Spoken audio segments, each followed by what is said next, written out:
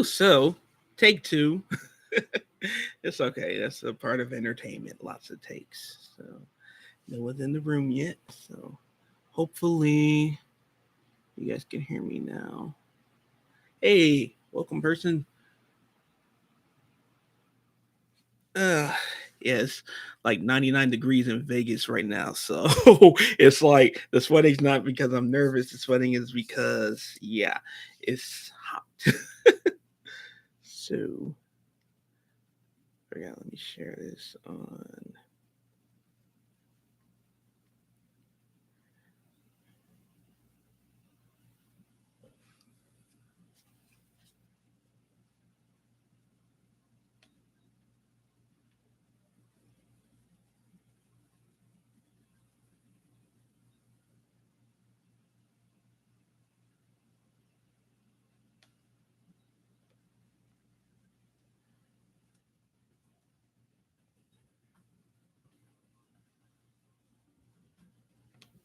Yeah, just posting the new link because yep. Anyway. Hey, okay. All right, Mike, how you doing, man? Good to see you. Okay. Yeah, I was just sharing that link to Facebook and all that. How you doing tonight, Mike? But so I was just in the previous video, I was kind of going over my story because I kind of figured that's going to be the origin of what I'm doing with these two is kind of letting you guys know a little bit about me beyond the reaction videos.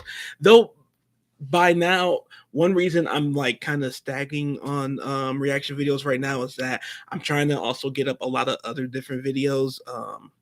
Like Prince's birthday is coming up this week, and I'm working on something for him. But also, I'm working on a lot of like my favorite list, favorite artists, favorite songs. A video I could spoil that's coming out this week is my favorite top 15 favorite Prince songs, and excited about that. They're not going to have the music in them, I don't think, just because copyright and YouTube. YouTube is very mean on that copyright now.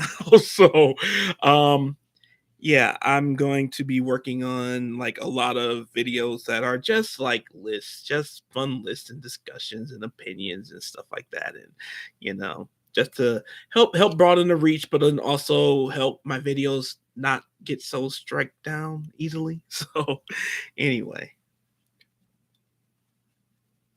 Ooh, I did not know that. Prince plays keyboards on Stevie Nicks Stand Back. I did not know that. I love that. Man. But I and it's like that might have to be a reaction for coming soon. So thank you, Mike. See, you are one of my absolute favorites, man. You are absolutely one of my day one favorites. So yeah. Okay. So okay, that's gonna be coming soon. I'm also gonna be doing the Stevie Nicks song. No, it was a Fleetwood Mac song that you recommended on Patreon. I'm gonna be doing that tonight. After I finish this live, I'm gonna aim to give the live like 2 hours. That would be really cool. 2 hours max. Like, if it's thank you. I appreciate that, Mike. I'm pretty good. It's a good day. Been a lot of rough days in the last couple of months as I've kind of shared on Patreon and a little bit in my videos too. But things are going better now. Especially getting accepted into the YouTube program. That was huge. That was a huge stress for me. Though making the reaction videos, I found so much relief and so much freedom and relaxation. The whole YouTube process ended up being another thing of stress, another component of stress because you know they YouTube made things complicated, and it would be a thing. There were videos like, I'm sad to say it's deleted, but the first album react review I did for the Beatles' first album, where it actually had pieces of the songs intercut in the album or in the review. I worked really hard on that, and then YouTube, nah, no chance, block forever. Hey, thank you so much. I appreciate that. Corn Rabbit. Oh, no, Con Rabbit. Okay. Okay, thank you. I appreciate that. But yeah, so when it would be cases where I would do long form videos like I'm working on right now. I got a few in the tank right now that I just take different days and different times to work on a little bit. It hurts a little bit more when you upload them and YouTube is like, no one's gonna see this. No, no, it's not gonna be seen. So, that is a huge holdout. But I'm working on trying to work around that, trying to, you know, still keep my audience, still keep you guys engaged, and but also have these videos being able to be seen, and then also still being able to monetize these videos. Like, you know, the job front's not that great right now, so this is really a lot of what I have to keep me going and keep me, stabilized and ready and all that. So anyway, yeah, so I'm really appreciative to the fact that my numbers are what they are and my audience is what it is, and I have viewers like you, Mike, and like that. It's really appreciative. I didn't quite expect any of it as soon as it happens. So, but then I gotta say I'm pretty lucky in that there's a lot of aspects of my career and of my like stuff and entertainment and also in writing and producing. Yes, that's right, Mike. That's right. Put on them glasses. You special, man. But I have a weird thing where I could never quite be counted out or count even myself out because I make things happen. Things happen when I don't even expect them sometimes. So it's like you just got to keep rolling with it and keep finding your thing. And so it's funny. I'm trying to get these quote unquote normal jobs right now, but YouTube has been picking up in a way that the normal jobs have not. So, and I love it because, and like I said, what I've been mentioning in some of my videos, what makes this different from even me in entertainment is the fact that I I'm an actor, I'm a writer, I'm a producer, but I'm not used to being myself the way I am myself, like even now, like I am for the reaction videos. Like that's what's really taken over for me. My light fell. Hang on. Uh, this is a hilarious first live, but nonetheless, definitely a first live. There we go. There we go. Ugh, stop falling. There we go. My precious light. Lighting is everything. Lighting in the hair is everything. So anyway, but yeah, so where's everybody from? I'm seeing I got three people in the room right now. Where's everybody from? Mike, I don't know if you ever told me where you're from. You might have, but that we've conversed a lot, so it's like, yeah, I'm just curious. But yeah,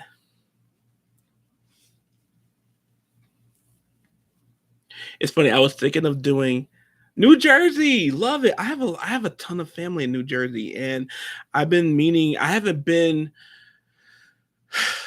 The last time I was in New York and New Jersey for like a trip was 2003. It was during the 2003 blackout. I had a family reunion there, and we were staying at a hotel. I think the hotel was in Jersey, and yeah, we had a blackout. Hey, what's happening, Kier? What's happening, Kier? Good to see you. That's my sister Kier. She is the one who recommended Baked Yum. That is, she also recommended what's his name? Dean, yeah. But hey, good to see you, sis. Good to see you. Got a family member in the building. It's funny, my mom and my little sister is supposed to pop in, but we shall see how that goes. It's funny, my mom, I just spoke to her minutes before popping on here, and she's like, I don't watch lives. I don't it's like that's y'all generation watching people going live and stuff. And I'm like, it's different though. I'm actually doing things that got me an audience. So yes. But anyway, yeah. Yeah, Mike, this is my older sister. My younger sister Jessica is the one who recommended all the Stevie Nicks and Fleetwood Mac. Is what else? She my sister Jessica, she's I Okay, I'm glad she's not here right now because it's funny. Both of my sisters, and Kira and Jessica, both y'all both gave me artists who I would get around to in my own time, but I would really take my time with getting it. But I love in this space of finding an audience for me, but also getting into this music. Yep. Yeah. Oh yeah, because Jessica responded to your comment that I love your sisters. So, but yeah, I but I love that's all of my siblings. We all have such different tastes, and we but yes, such similar tastes too. But so my sister Kier, she's getting me into the K-pop and KR&B more specifically, and then Jessica's helping me get into like the rock and the folk and all that kind of stuff. The Beatles, my sister Jessica loves. Oh yeah, and yeah, that's right. She recommended Billie Eilish, and like here was telling me, my one of my nieces is really into Billie Eilish too. So it's like, yeah, bring them all on. Because what I love too is that these are not artists that I'm just reacting. J Rock, okay, all right. But I love too. These are artists that I'm not just reacting to for the views or for anything like that. I tell people, I think I might have edited out of one of my videos, but when I do a reaction and I don't like the song, it's not gonna get uploaded to the channel. I'm not just gonna get on here and crap on an artist or anything like that, and the fan base or anything. It's like everyone who I do a reaction for and I do a song for and I actually upload it, I like it. Because if I'm not feeling it and it has happened, I will stop filming in the middle of filming. It's like, okay, yeah, no, that's not gonna work. That's not gonna work. And neither of my sisters have given me any artists where that's been the case. Some subscribers have. I will not say who and what artists and what songs, but there's been some where it's like, oh yeah, that ain't for me. So, yeah, you love one of the parties. That's right. That's right. When the party's over video. Okay. Cool. But yeah, Mike, I think Mike too, you might have been like one of my first patrons too, which is like huge. That is like, man, because I was so with this whole process, like I said, I've gotten into acting and producing and writing and all that. And I've always taken to characters and things.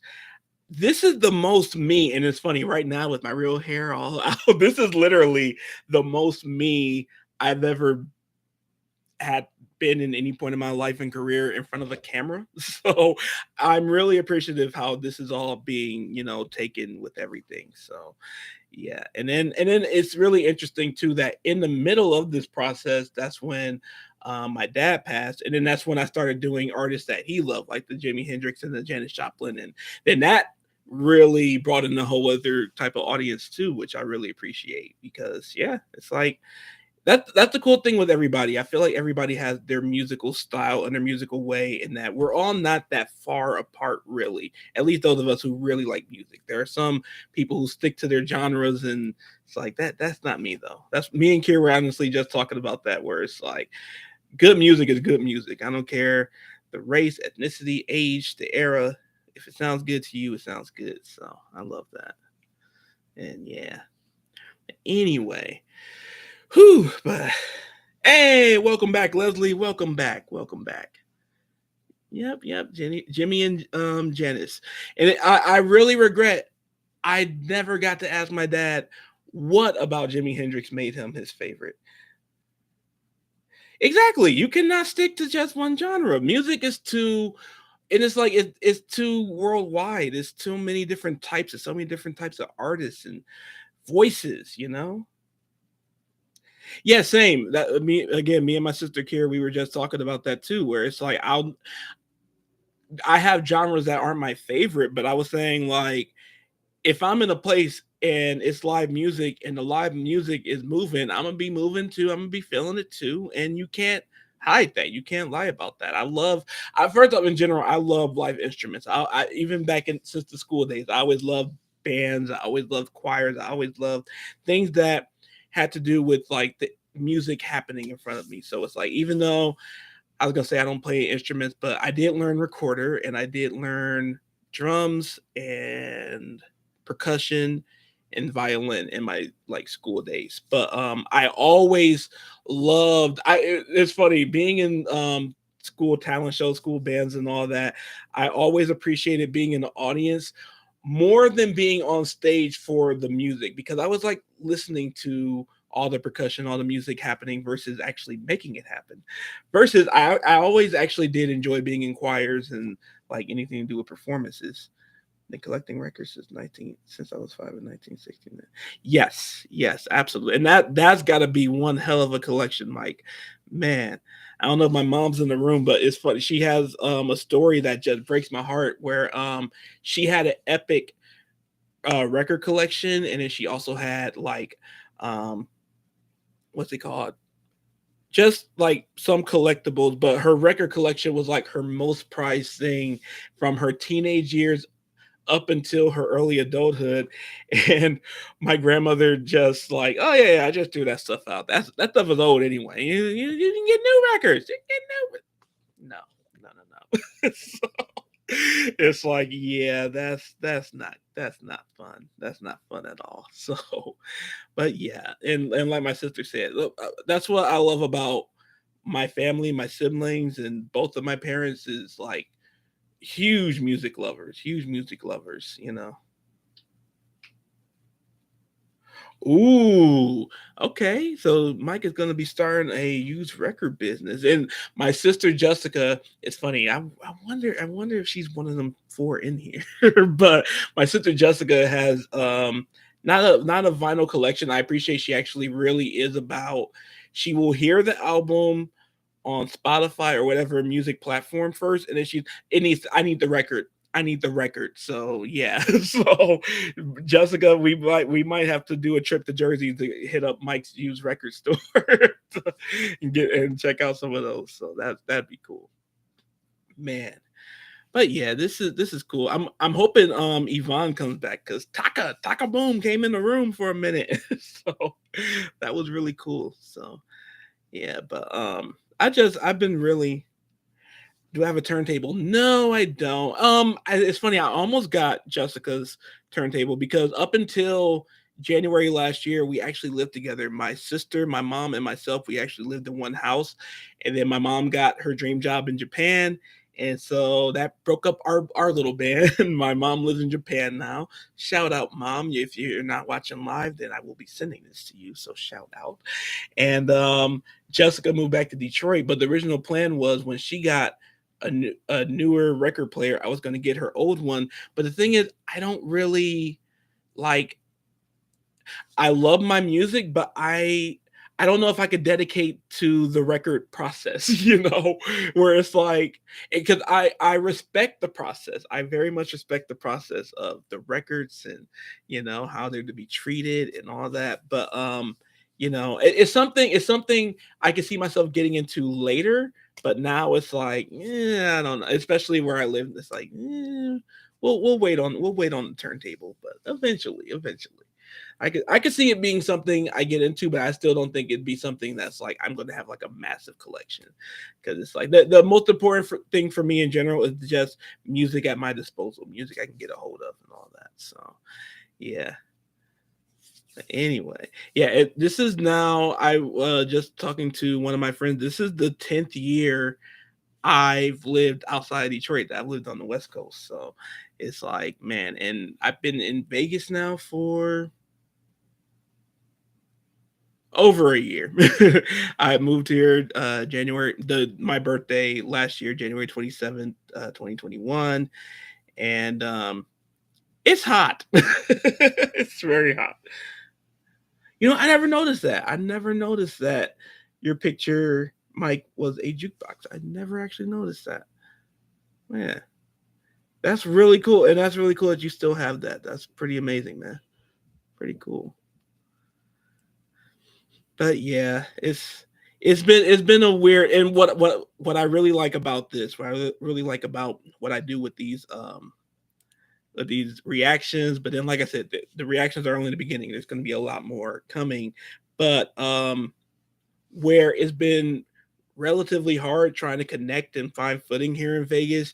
I like that through this, I found different tribes and even different elements of myself and having to do my editing and having to put things together and all that. So it's like I'm really grateful for, this process. And that's another reason I decided to go live as well, is that hey, it's like we got to 1,000. That's huge. We got to 1,000 and before June 1st, even though that's why I say with the goal of 10,000, we're not putting a deadline on that one because I was really stressing and I was stressing in ways I didn't need to be stressing about that. So it's like, yeah, at this point in my life, I don't need any extra stress. So it's like, we can hit 10,000 in like 2 years if we have to, but that is the next goal anyway.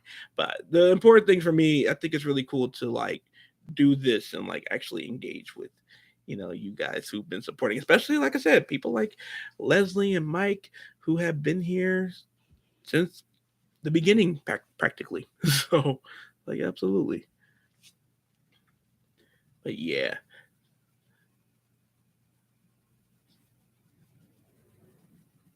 So wait, two-way for you 1814, you are definitely Jan fam. Are you Sean? Are you my friend Sean?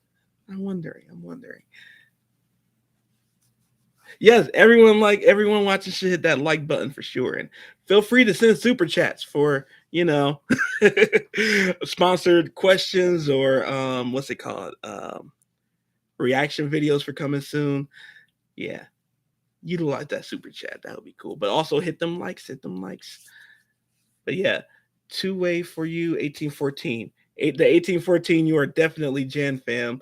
But I'm wondering if you are my friend Sean. So let me know. Let me know.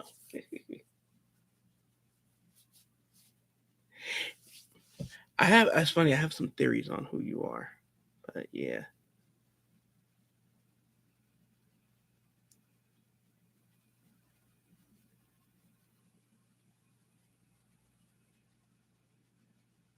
Oh, super chat is. It's funny. I wonder. That might not be a part of it, but super chat is where you you might not. It's where you should see a dollar sign at the bottom there, where you could donate.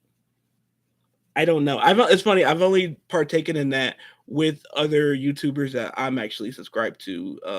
Where it's like I have actually donated super chats for certain questions, but that's usually when they have like a room full and stuff. And right now we got a nice little group here, so you know.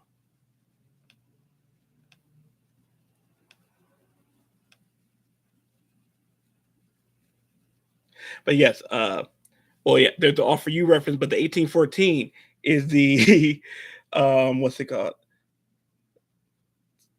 Rhythm Nation reference. And I imagine the two-way, the two-way is off of the what's it called? Doesn't Janet have isn't one of her in between is one of her in between tracks like the two-way thing? Or does it stand for 24 play? One of my favorite Janet songs. So yeah.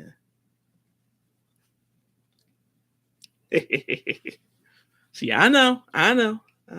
The inner, yeah, yeah. Cause oh my god, yeah, the speakerphone. That's when she's speaking to Lisa Marie, and yeah. Oh wait, no, that's a different one. That's a speakerphone interlude off of the Velvet Rope. The two-way is off of All for You. That's the one right before Come On Get Up. That's right. That's right. Forgot.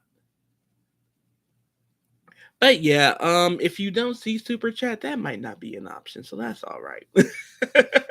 That is okay. Like I might not have earned that yet in my YouTube lifetime, so that's okay. Anyway, uh, my sister just texted me. Am I still live? Yes.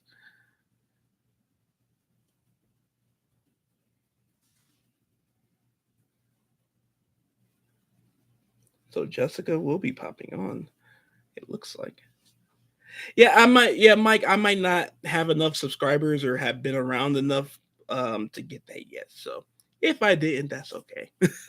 I thought that just comes with going live. So that would have been a good bonus. But either way, you're here in the chat with you guys. And then, like I say too, I'm loving. Janet is not going to demote my stand card because she has too many damn interludes in the first place. They get confused. Hey, this is not me confusing songs. This is a damn interlude. So, like, no, I am not. I am not. First off, she's the one who confused whether Pleasure Principle was on Rhythm Nation or Control. So no, I'm fine. I'm fine. Way too many interludes. Oh, nice. You saw Aretha in 2007. I saw Aretha. She did the Star Spangled Banner at the 2016 Lions football game. Oh, hey, that's my mama. It's Angela Fordham. Well, I guess you missed the answer, mom. But I already gave the credit to both you and dad for I have parents who are both way into music. First off, let me tell you about my mom. My mom, if you are singing one of her favorite songs near her, there's Jessica. There is Jessica in the room too. And so I love it. I got my family. I got Kier, Jessica, and my mom. So anyway, my mom, when she is singing, if you are singing one of her favorite songs, you are background. You are background. You are background to her now. I don't care. There's Stevie Wonder, there's Donny Hathaway, and Marvin Gaye. I feel like there's someone else missing too, but certain artists, then you are background when my mom is when it's my mom's song. So yeah, my mom is way into music. My dad is way into music. Well, was and then I just love, like, in general, my family, Jessica. As like I say, I've done so many Jessica reactions, so I owe Kira a lot of reactions to catch up to that level. So it's like I love it. Those two sisters for sure have of I have 7 other siblings, and those two have been the most supportive of sending me, song titles and songs to react to. So really appreciate that. Anyway, yeah, so I love it. My family's in the room. And so yes, I was just talking about too this whole venture of living in look at Jessica making a face. But anyway, just this whole venture of like going from Detroit to first California, how that felt like a completely different world. And then I getting into the acting scene there. That was it's funny. I still in my 9 years there, I tiptoed into it. I was on Key and Pill. I was on like a few things, and I'm grateful to say too. What I really tapped into in my time there was my own writing and my own character development, my own doing improv, my own doing characters, and that is something I didn't expect to happen. And so, like, the more time I was there, I really planned on like really making things happen with that. But it's what's great about where we are right now is that you also realize that you can do those kind of things anywhere. But I am very passionate about California, and I very much miss California. But I also very much miss Detroit. So I'm going to be bridging those kind of gaps pretty soon. But for the most part, I'm here in Vegas. It's very hot. Well, then what's funny? It's cooler today. It's 92 today. So yeah, yeah, man. But yes, any more questions or anything else like that? Feel free. I think I'm gonna aim to do another 747 right now. So I'm gonna aim to do between 15 and 30 minutes. We'll see. We'll see how the room is jumping. Oh, and Mom and Jessica, you guys miss it. Taka was in the room. Taka Boom came in the room. The first stream, it got messed up. The microphone didn't connect, or it was disconnecting. And so this is the second go at it. But Taka came in the room. Yvonne Stevens came in the room. Taka Boom. So, oh man, that was very exciting. I know. And so that was it was right as the microphone was cutting in and out. So it's like, so hopefully she comes back. But it's all the same still. I appreciate, like, I'm very happy that you are here, Mike, because like I was saying, for those of you who don't know, Mike is one of the he came on very early and right away, like um your what's it called, requests and all that. You're on the phone. Oh God, yeah, it's so funny. But what I find solace in, it's like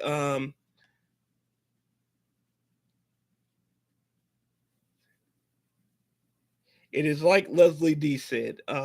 First lives always have this kind of issue. So first YouTube lives anyway. So, but yeah, I'm very that's why I was like I had to do this because like we got to 1,000 and that was huge. I didn't expect to get that this soon, and I love it. I love it. And now here we are. Here we are. So yes. So yes. Bring on any more questions, because otherwise and keep telling you about Vegas. So what you know the hardest part for me in Vegas right now is I have not seen any more I have not seen any live shows since I lived here in Vegas. Now when I was living in Long Beach, I came here to see Janet do her residency, but I since I lived here financially, I have not been able to check out any live shows, and I would love to see Silk Sonic, Anita Baker, that's basically it right now. Just those two, Silk Sonic and Anita Baker. I would actually Celine Dion's supposed to be coming back this year, and it would be cool to see Jessica C. Mike gets it. Oh man. Yeah, I really like I said, I really love this process because those are artists who I've been curious about, but I never took the time to actually get. First off, the beat. Let me again with explaining the Beatles. Their catalog is so massive that it just feels like when am I gonna find the time to fit in all of that? But I like that doing this, you make the time. You make the time to fit in these things. So I really like that, and so it's making me check out artists that normally I wouldn't. So and then like I said, through Kier's recommendations, I've been stepping into K-pop, or like I say, K-R&B. So it's like I really appreciate that. It's good to get around or have a reason to try out different artists, different songs, different things like that. After I wrap recording this tonight, I am going to throw on a wig and like do try to knock out like about 15 other what's it called, 15 other reaction videos for coming up.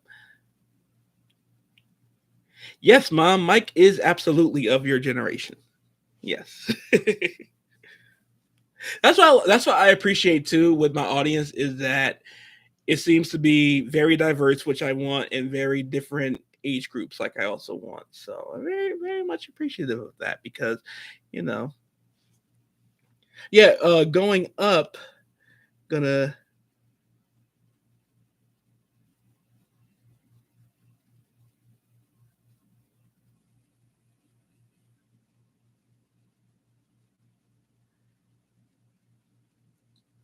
yeah, Mike, you said you were collecting records since. Yeah, mom, you missed it. Yeah, Mike was telling me about his record collection. He was saying in a previous message that he was collecting records since he was 5 in 1969, in different genres and all that. So I love that. Yes, y'all came up in a time with really good music. Because that's what to also again give my mom more props.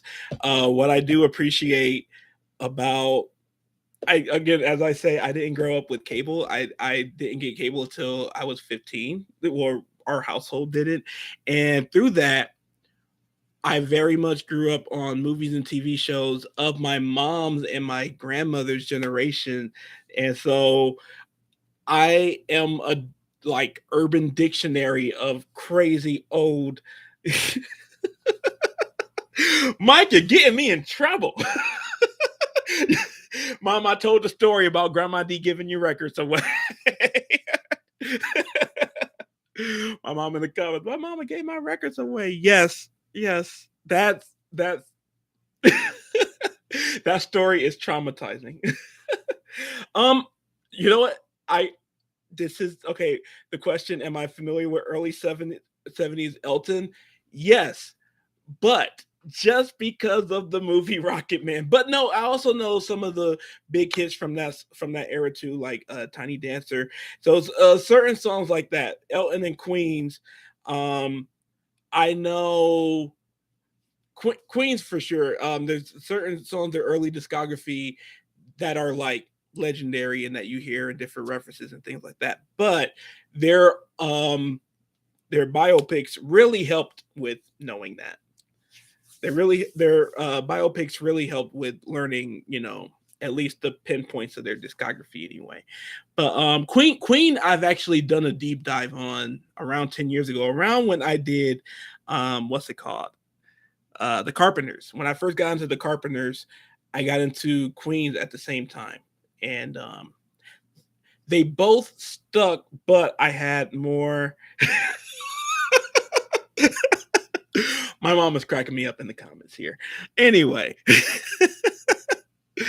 oh god, but yeah, with the Carpenter, so Queen and the Carpenters. I feel like there was another group I tried to, um, there was another group that I tried to get into at that time. Like I said, that was all 2012. But I will say the Carpenters kind of left a bigger mark on me, where it's like I really Karen Carpenter's voice. It really, and so that's what I'm really loving about where I am now with doing the Carpenters. I'm going to do some tonight, which I'm really excited about. Um, Karen Carpenter's voice that really took me in a way of like Dionne Warwick and Diana and Janet, but it's like its own unique thing. So, ooh, I love that. Karen Carpenter, the definition of innocence. I love that. I love that because her voice was so it's so seemingly simple, but it has so much rich soul and personality, and it was so full, and it also did have like it had a power behind it, but a gentle power behind it. So I love it. But you have the question, Jerry, favorite Janet tour. That's actually is kind of hard, but off the top of my head, I could say the Rhythm Nation tour, and it's because hey, Mr. Good Enough, how you doing? How you doing? Good to see you. Denise LaSalle. I've heard the name, but I don't know recommendations. I don't know. I don't know. I don't know any of Denise LaSalle's music. But back to what I said, Janet's my favorite Janet tour, probably the Rhythm Nation tour, because even though that's the first tour, probably the shortest set list and most simplified tour, like she really only changed clothes like 3 times. So, but it's the only tour where every single song except for no, even then, even with the medley, it was still complete songs. But it's the only tour where she performed almost every song to completion, to start to finish, where it didn't naturally go into the next. But after that,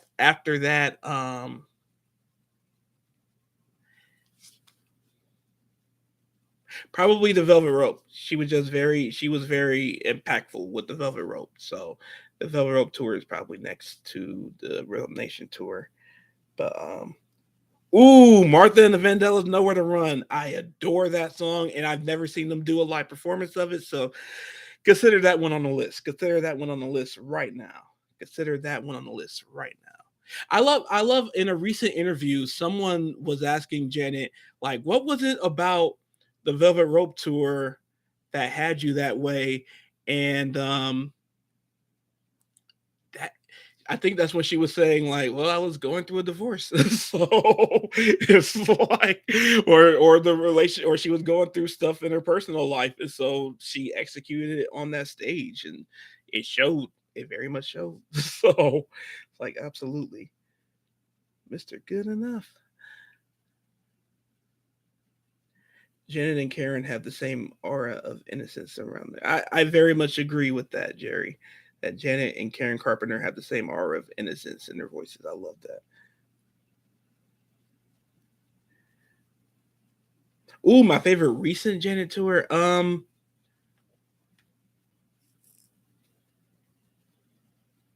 Oh, Stay of the World, definitely.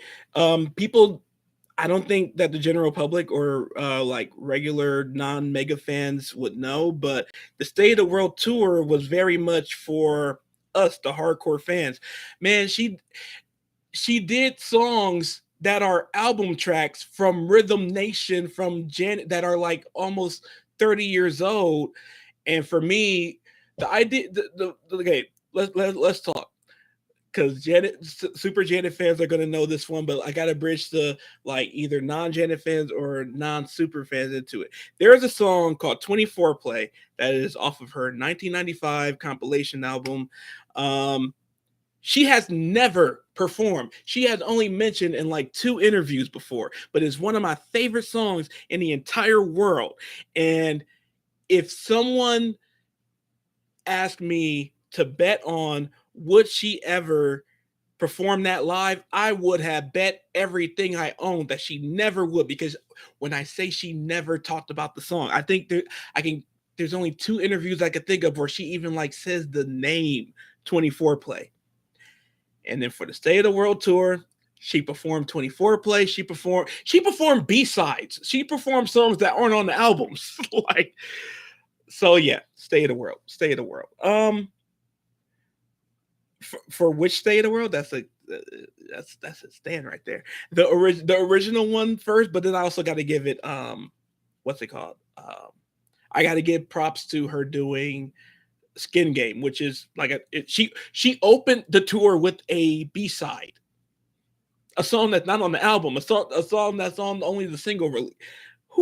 And a song that was over 30 years old. That's nuts. That's nuts. And see, I didn't get to see the second leg, so it's like, I saw two concerts of the first leg, and one of the ones I saw, this also is where you gotta like understand why State of the World meant a lot to me. Second show I saw, Hollywood Bowl, that's when she did the Rhythm Nation surprise, where the stage went from the say 12 dancers that she was on tour with to being packed with 40 dancers all from different eras. And then and all that was blowing my mind, and you had dancers from Rhythm Nation, Janet, Velvet Rope, All For You. I think just those four, and then the ones from the day. And that was that it's funny watching it on YouTube is still special, but seeing it in person, and like I said, the lights went dark and then they went on and the stage was packed, and before the song ended and she started introducing who was who, you knew. I saw Tina Landon. My favorite dancer of Janice ever is Tish Oliver, and to see her dancing with Janet again, she hadn't danced with Janet since 1993. Love it, love it, love it, love it, man. But I think I had some other questions. Let me go back. Oh, yes, we were talking about Denise LaSalle. So, yeah, someone tell me a bit more about Denise LaSalle, too. I don't want to spend the whole video just talking about Janet. I could, but I won't. Because not everyone in here is like Janet, their main flavor. So it's like we're gonna be all inclusive. Feel free to also ask about En Vogue too. Love me some En Vogue. So absolutely. And then Mr. Goodenough, I met Janet when I was in 11th grade on Melrose Avenue, Los Angeles, in the shoe store. Wow, wow, that is so cool. Oh man, salute to you, Mr. Goodenough. Man, I met. I mean, no, no, no. I have not met her. I've had eye to eye, face to face interactions and experiences with her, but I say it to say I've been in so many scenarios where I could have and should have met her, but it has not fully happened yet. I have not got to actually face to face, eye to eye. Hi, my name is Gerald Janet Jackson. Yet, one of my favorite stories that my mom and anyone has the right to beat me up about forever is that when she came out with Discipline back in 2008, her website had a thing for write a letter or write something if you want to be flown out to New York where she was going to be performing on Good Morning America, and I wrote one, but I lost. I either lost my cell phone or I didn't like turn it on or something. It was 2008. Cell phones were still newish. Um, I turned it on 2 days later for some whatever. I also didn't have that many people I was like contacting on the cell phone, and we weren't using them like the computers and all that today. So anyway, my phone was off for like the weekend, and I turned it back on to find I had a voicemail from a lady whose name was Amina from Island Def Jam, and just to let me know that I had been chosen to be one of the people to come and hear Janet live perform her new single "Feedback" for the first time for Good Morning America, and I missed that. absolutely, I absolutely missed that, and uh my, my my mom too was like, "We could have made that work. You could have been there, and you missed that." So, yeah, man. Okay, so Denise is. Oh, your husband is cheating on us. Wow. Let me match.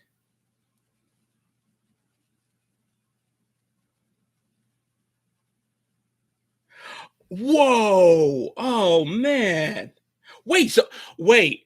I think I have an idea who you are, Mister Two Way for You 1814. I think I know who you are. I love it though. I love it. I love it, man. Ah, man. So that one will I will never forget that because the shock of my life was getting that notification that that getting that message that I was supposed to be there. But you know what's funny? Separate that almost happened with me meeting Whitney Houston. Like I kind of touched on previous videos too. My first time on set at all for a movie of any kind, a big budget movie of any kind was mm, mm.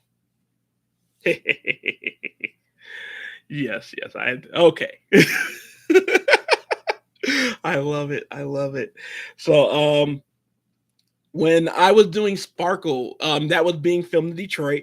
I remember they made the announcement in September that they were filming in Detroit. They were looking for extras, and online there was the number that you can leave your information and all that stuff. And I entered myself and my sister Jessica, who's in the chat, and I missed like I was late. I was late with getting back to them. I think they sent an email. It wasn't a call. They sent an email and I missed it because I up until the last 2 years, I did not believe in checking my email daily. So I would check it weekly or bi-weekly. And through that, I in the end, I worked 3 days on the movie Sparkle. And 2 of those 3 days I worked and experienced Whitney up close and personal. The last day, very up close and personal. That's a whole special story there. And but because I missed the original email, I missed maybe 2 more weeks of possible work. Actually, not possible work. Those emails were confirmations of we want you. You're hired.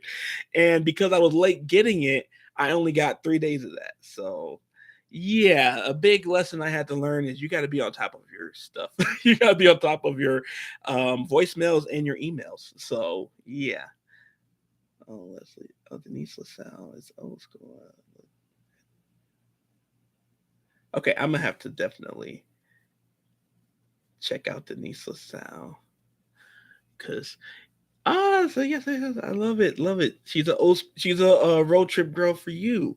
Love that because like I say, I think, and my mom can confirm my road trip queens from listening to my mom's CDs and playlists on a million road trips all over the U.S. Like I've been to 41 states of the U.S. and it's all been of this mainland. Dionne Warwick. Dionne Warwick comes to mind. Dionne Warwick and Aretha, but even then, Dionne Warwick, I think we were doing Dionne Dion's greatest hits album way before we were doing like, or way more than we were doing Aretha's greatest hits album. But that's what I love doing these reactions. It made me realize that Dionne Warwick means a lot more to me than I even realized. That her voice means a lot more to me than I ever realized, and it's because her voice has been with me all over this country. So yes, like I told you, that's my mom. 60s Dion only. so and me discovering Dion, excuse me, and me discovering Dion is the realization that I actually, separate from my mom, I actually really love 60s Dion is my favorite because of my mom, but I have a really soft place for 80s Dion. For that's what that's what friends are for, Dion. But even then, I feel like she doesn't get like that's what friends are for. Not that it's overrated, but I feel like that's not even like a huge point in her career, or a huge point of reference in that. Ooh, Mike. See, Mike, that's why you're my guy. Mike, that's why you're my guy, because Theme from the Valley of the Dolls is my favorite Dionne Warwick song and is easily one of my favorite songs in the world. And even now is one of my favorite reactions I've done, just because that song that song is such a vibe. It's such a mood for when you're really, you know, checking in with yourself and checking in with your purpose and how close and connected you feel to your purpose. It in the same vein of Diana Ross's "Do You Know Where You're Going To?" It's the same. I gotta pair those two at some point together because that's actually I never even considered that. But it's like, and I love songs like that, and I love songs like that, especially when I'm traveling, but also when I'm really reflective on where life is going. So yes, yes. And my mom brings up a really good point, and I feel like it's the same thing with Aretha too, where their voices change because of their smoking and because they're aging and they're smoking, but mostly because they're smoking. Like I love it's a channel, Black Music Archive. Yeah. Yeah, check out Black Music Archive, you guys, if you can. They do great videos, great tutorials, and one that they do that I love is um the effect of smoking on the voice. And it's amazing to see, even and especially what Dion and Aretha is actually quite fascinating, because they're two artists who for over 20 years they released at minimum one album every single year up until a certain point. It's funny, I think I have a pinpoint for Aretha. 1984 with the first year she released no album, and for Dion 86. Sounds about right. Yeah.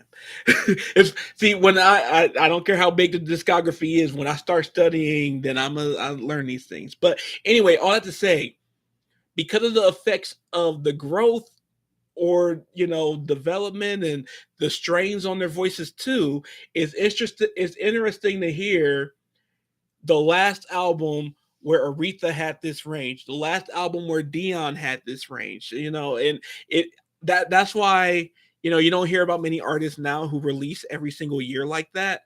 But I'm fascinated with the artists of the past who did, because like Diana too, you can literally hear them age. You can literally hear them grow.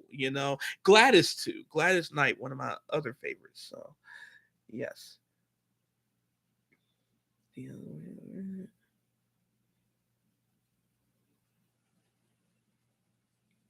Very true. Well, because what's funny with Aretha and Dion too is that in the '60s they were still smoking, and everyone was. Someone mentioned even Mariah was. I mean, not Mariah. Diana was smoking too in the '60s. And I think Gladys too. Everyone was, but a lot of singers also stopped in the '60s. But they also had youth on their side. They were just so young. So yes. Yes, and that's what I love that Black Music Archive really opened my eyes to as well. The importance that rest and stress plays on your voice. And it's funny, I think I kind of know that as a like doing this so far too. There were periods if I record every single day, then my voice is not fun. My voice in my throat, because I talk very very much with my throat, but it's not good. But and so they were saying that with Whitney and Mariah and Aretha, it's very interesting to hear where yep, hey, that was the 60s. That was the 60s. But it was very interesting to hear how their voices were at critical moments in their lives, you know. And so, and then because it's like in those critical moments too, that's when you're smoking more than usual. That's where you're kind of abusing your voice a little bit more than usual. So, absolutely. And yeah, I didn't know that about Adele either. It's funny. I knew that about Rihanna, but what I love about Rihanna is that she doesn't care. She's not that brand of a singer, so her voice will do whatever Rihanna's voice needs to do, and that's just that. So it's like I remember it was a big controversy when Rihanna did her documentary about her touring life. She loved to smoke 30 minutes before hitting the stage because she likes the way it feels, the way her voice felt after a fresh cigarette. So,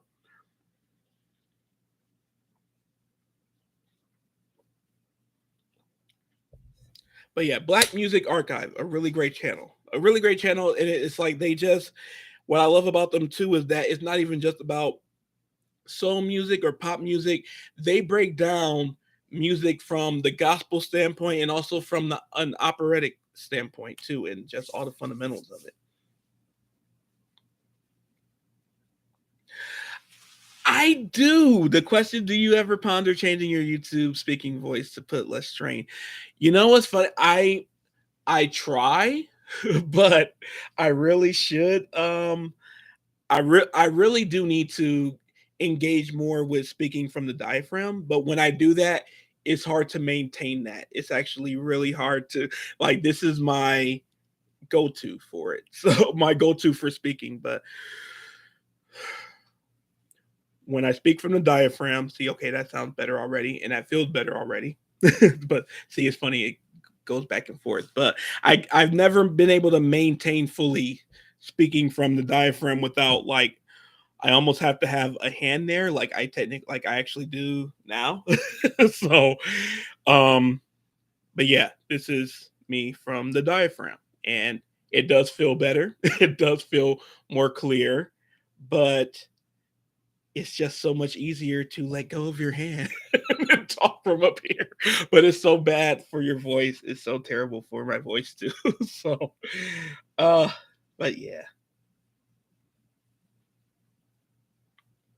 but yeah, what was I gonna say? In general, Black Music Archive they also did a thing today of like why singers today um they just frankly don't have the voices of the singers before, and it was an amazing thing. Just of you know, everyone wants to like make fun of, or not make fun of, but well, kind of shade that the big voice singers are out or this and that. But it's actually because of the government cutting, music programs and there's not as much choir activity.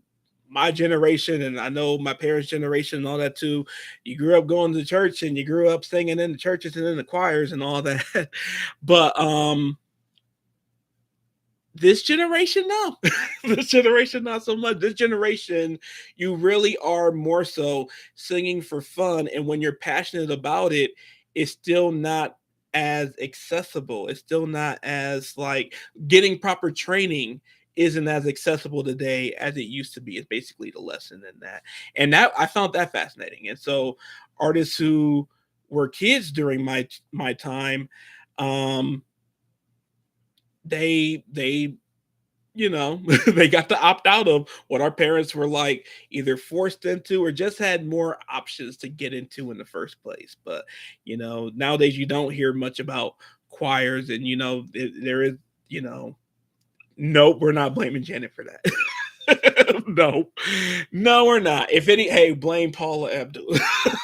But no, no, no, no, because I feel like too, and I was just telling a friend this, that it was a thing even back in the day.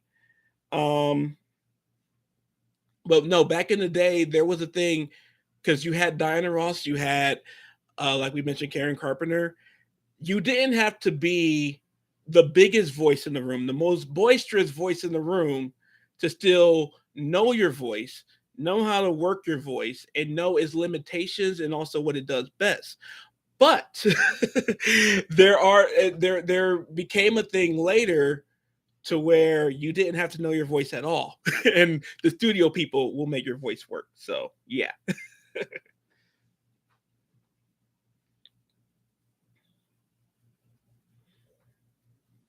Hmm. Yeah, it's so that's the funny thing.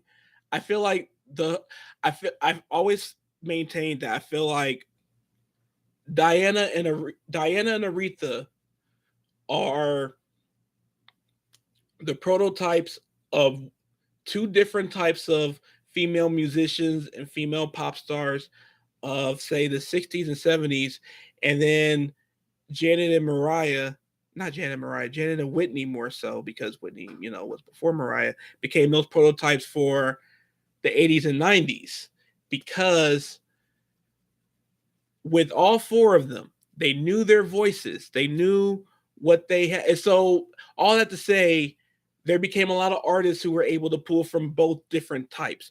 But then there became a thing of the studio is going to fix all of that. And when the studio began fixing all of that, that's when, like, okay, you don't need to know your voice, the studio is going to fix all of that.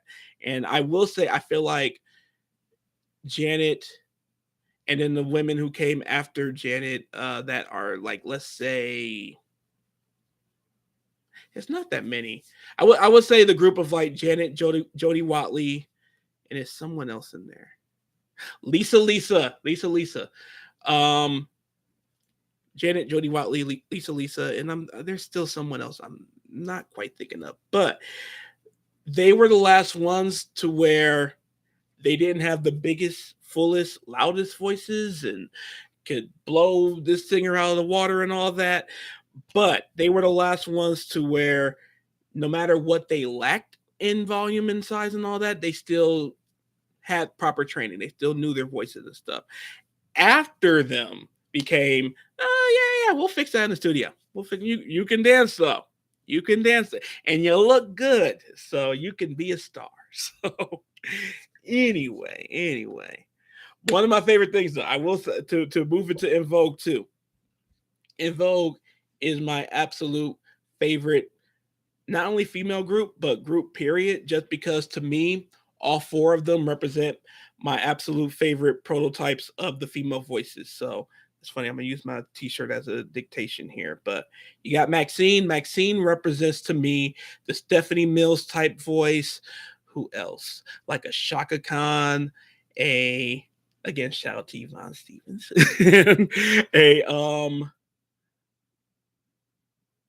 A Gladys Knight, and then you have Terry. Terry represents to me that where Terry's voice can be so clean and so perfect. You could tell her training is in so good. It's so soulful but so clean, and so it's like it's gospel, but also it's. But her voice reminds me of a Whitney, of a, let's see who else. She's another one I would say like a Dionne Warwick of sort. And just she has such a great tone to it as well. And then you have Cindy. Now Cindy to me, She represents theatrically trained. She represents um like that theatrical voice, but then also that pop voice. So to me, Cindy very much fits into the conversation of like a Diana and a Janet and a what's it called? It's funny. That's always been. I was just telling my mom on the phone. That's always been my only thing about like Alive is that thing slipped my mind. But Cindy represents the pop sound, but then she also has an undertone of so much soul as well. And then this chick Dawn right here, Dawn reminds me of the Aretha, of the Tina Turner, of the Patti LaBelle, where it's something so naturally rock and roll yet soulful about her voice that it's the perfect pair. It's the perfect pair. And then I will add Rona, the fifth member. In my mind, there are five members, even though it's the original four. Rona has been holding it down in Vogue for like 20 years now. I think this is her like 20th year. And shout out to Amanda Brown. Yeah, Amanda Cole, who was the first replacement in Vogue. She's a cool friend too. But needless to say, every single member, there's been six members of In Vogue. Every single one of them have had phenomenal voices. It's not just that they can sing, is that they've had phenomenal voices. And if they were signed to the industry as individual artists, they would be phenomenal individual artists. So yeah. In Vogue sounded really good live when I saw them in '92 at the end. Oh, nice, man. That sounds great. I saw In Vogue twice. I saw In Vogue. They co-headlined with Boys to Men in Detroit in 2010, and then I saw them in 2011 at the Fox Theater. They opened for Charlie Murphy. I mean, not Charlie Murphy. Charlie Wilson. Charlie Murphy. No. They opened for Charlie Wilson. And they were phenomenal both times. For with the Boys to Men concert, they low key kind of opened for Boys to Men, but they had the better set. They had the better sound system. They had the better their harmony. It was incredible. It was incredible, and they were obviously older, but their voices sounded exactly like they did on the albums and like they did in the live performances from years ago. Yes, and they did. On record, they sounded better than Boys to Men. Boy, it might have been an off night. No, I'm gonna say it. I'm gonna say it. To me, Boys to Men ain't truly been Boys to Men without Michael. Michael, they have no low note. No, the three guys who are still in there are still great, but and Boys to Men is another group where every member counted. But the three guys without Michael, though, you're losing your whole foundation down there. So yeah, they and to be fair, to be fair, for the night where they were performing with In Vogue, it might have been an off night or something. But and they didn't sound bad. They didn't sound bad, but In Vogue just sounded better. Just keeping it 100. But I do love Boys and Men too. Boys and Men of all the groups that came out in the '90s, um, Boys and Men is my favorite. Yeah, that is my favorite because it's the only other group where, like I said, I when it comes to the subject of groups, my favorite groups are groups where every single member carries a weight. Where where it's like even within Vogue, and like I said, Rona is great too, Amanda's great too, but in Vogue without Dawn or Maxine is in Vogue without Dawn or Maxine. And they still are good. Cindy and Terry are still killing it. Rona is great. Rona has always been great. But this crew here held something with their voices that I got to experience on them two occasions. And and like I said, Boys to Men is just it could never be the same without Michael. And the sad thing is so it's like y'all could I don't understand why it's like at this point, just get a fourth guy. Get a fourth guy who's got that same register, but then the chemistry has to be on point too. But yeah, that's just my opinion on that. So yeah, let's see what else is going on. But yeah, throw at me some more questions, some more things. What's everybody doing there Saturday night, basically too? Like I said, after this, I am going to throw on a wig and I got some reactions lined up. Let me see. I'm not going to say what songs because I like keeping that kind of a mystery, but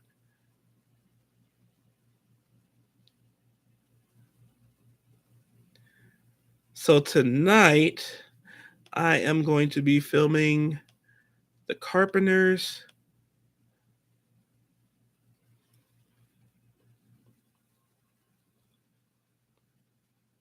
I got two Fleetwood Macs tonight. Shout out to Mike because one of them are his recommendations. I got a Take Six tonight, a Celine. I'm gonna do Taka Boom tonight. Come on back, Yvonne. We gotta talk about the song I'm gonna do. And I got I got a bunch of Prince coming up because Prince's birthday is coming up.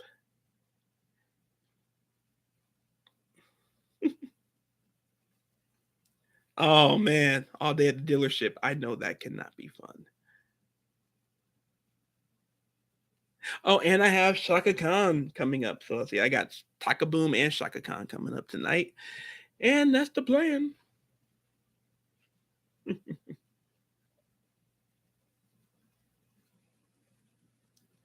Oh, nice, nice, nice. Yeah, I think future doing these, I'm probably gonna aim to do them like once a month or something like that. But gonna maybe try to aim a little earlier. The only thing is about earlier for me, brighter. And I film next to the window, and the window and cameras and lights are always a thing. So well, sunlight and cameras and lights are always a thing. So we shall see. Yeah, what kind of dog do you have?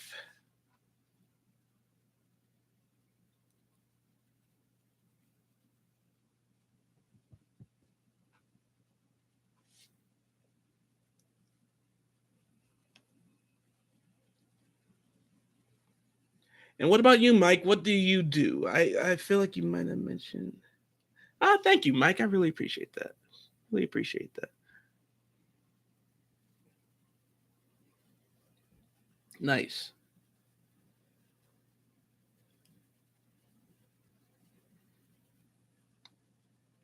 Again, I remembered who you are.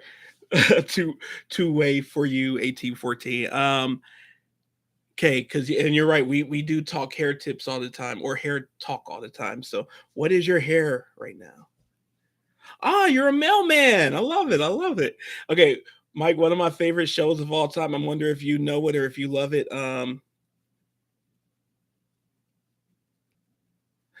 This is just reading my mom's question. Um, but Mike, what are your thoughts on the show Cheers? That is my favorite show in the world. So I was telling my mom, it's like I have a hilarious thing on what's his name? Cliff Clavin and his Ma Clavin, his mom. But why am I choosing the songs I'm doing tonight? Okay, so the secret to how I choose my songs, it's all I aim for six, and it's all about and technically one of the Fleetwood Macs I'm doing, Mike recommended in the Patreon because Mike is, I think he is my very first patron. So the Fleetwood Mac will be filmed immediately after this and will be going up soon. Okay, all right, thank you, Mr. Good Enough. Really appreciate that.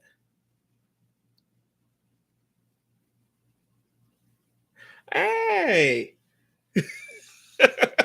No, mom, we are not Cliff Clavin and his and my Clay. We are not at all. I am not Cliff. Wait, first off, wait, that his mom did actually move and like low key kind of abandoned him. And his mom was the undertone of the joke of the show was that his mom was cool. Man, wait, so Mike is what's it called? Cheers, your second favorite show? Man. But yeah, good night, Mr. Good Enough. Thank you so very much, man. And yeah, I got a lot more reactions coming, so I really appreciate that. What is Jessica looking at? But yeah, wait, really? Oh wow. So that is really interesting. So okay, so Cliff in the bar with the uniform wouldn't fly now. That but it makes sense. It really makes sense. Oh, you're my second patron. Okay. Okay. I love it. But hey, we know what's funny though. You might not have been first, but the first couple of patrons I have, you guys really like. Yeah, I almost gave up on the Patreon. It's like, okay, why did I come up with this so early before I even established the channel? But then it was like a week of like considering like, okay, what do I should I like wait a year or something before starting it? And then you and I forgot her name. 1 second.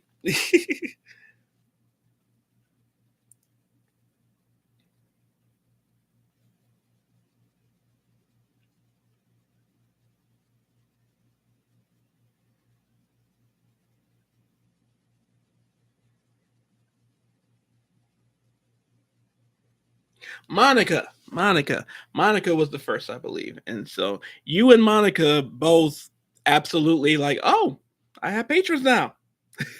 Thank you.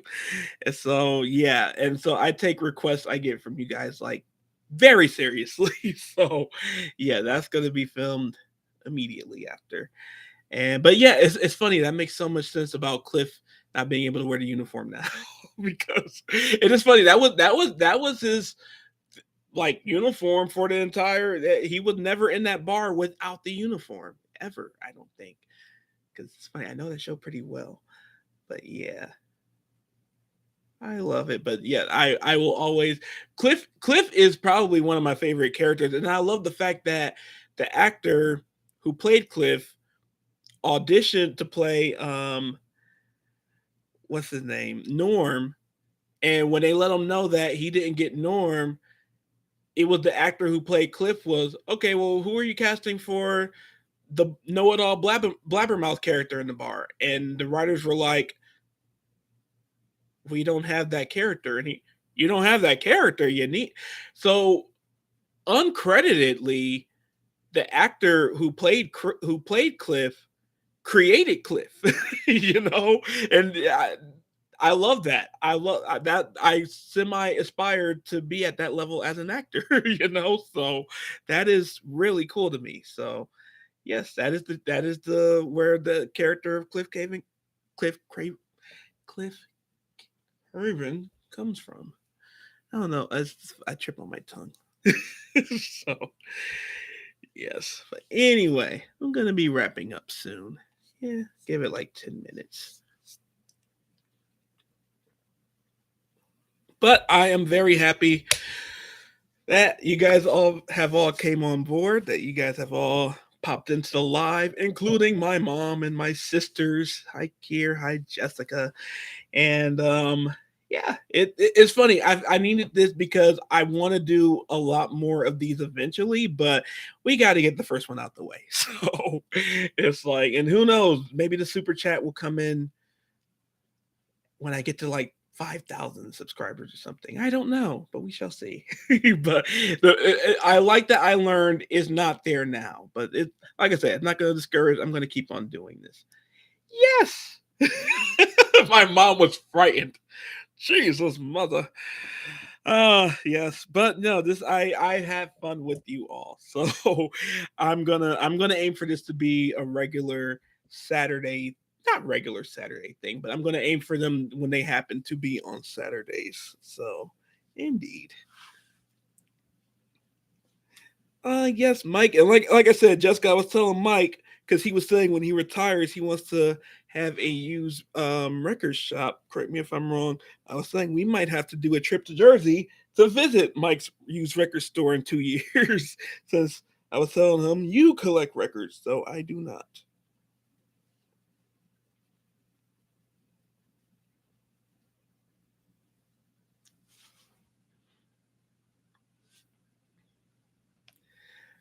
But yes, that's the fun thing is that this chat didn't get to like 100 or like 50 or anything like that. But I like it was good conversation. That's what I've been the most nervous about is lows in conversations. But luckily that had not happened. So yes.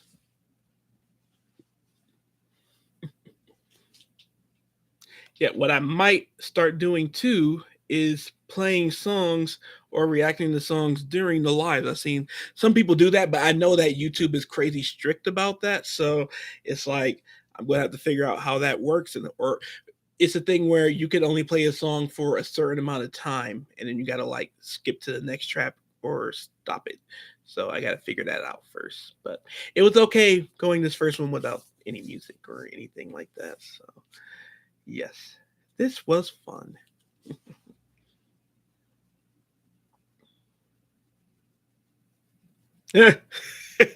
I appreciate that, Mom. I very much appreciate that, Mom. Mama won't let alone happen. I love that. Man, oh man. But yes. And over in Japan, where my mom is, it is noon. Noon. Indeed. Good night, Mike. Good night, Mike.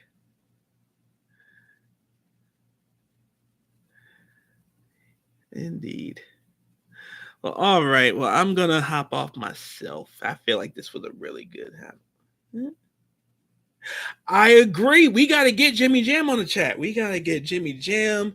I'm gonna try to next time we got to have Taka Yvonne Stevens stay on longer. I think I got ideas coming. I got ideas coming. But yeah, we got to get Jimmy Jam on here. But I would love to also do some interviews like eventually, and I probably wouldn't be live though. But yes, we got to get certain people on here. I would love that. So indeed. All right. Well, getting ready to sign out. So thank you all for watching. Thank you all for tuning in. It's funny. I think this is gonna. I don't know if I'm gonna save this up. It might, but we'll see. We'll see. But anyway, thank you all for watching and keep checking in. There's going to be new reactions. I don't think I have one coming out tomorrow. That might change depending on what I react to tonight. If it's a big enough reaction, it might come out tomorrow, unless YouTube it's like, nope, wait a week. So we'll see. We'll see. But new reactions are coming. A lot of new reactions this week. Like I said, it's Prince week. But also I like it's a thing too. My mom's sister, my aunt India, who passed away back in 2013. Prince was her most favoriteest artist in the world. And when you were wishing her a happy birthday, you had to either you had to sing a Prince song or do Prince lyrics. I can't quite remember because I kind of chicken out of it like every single time. But in that, I am going to be dedicating a Prince reaction to her, but then also to Prince and all that too. So a lot of Prince stuff coming up this week. So anyway, again, thank you all for watching and signing off now. And I'm gonna call my mom and Jessica after this. Anyway, good night to all, and see you at the next live. Yeah, and Prince and India, my aunt India, they both had the same birthday of June 7th. Thank you, Mom. Indeed, indeed. Well, good night to all.